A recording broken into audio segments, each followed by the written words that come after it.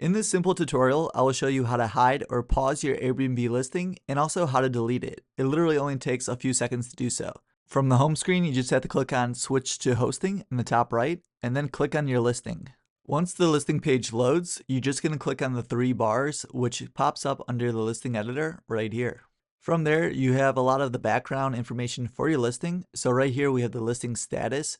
So if you want to take a break or pause your listing, maybe you want to go on vacation or maybe just don't want to list it right now, you can select what weeks, months, or dates you would like to pause the listing for. A second option is to unlist your listing. So basically that just means it won't appear in the search results for guests.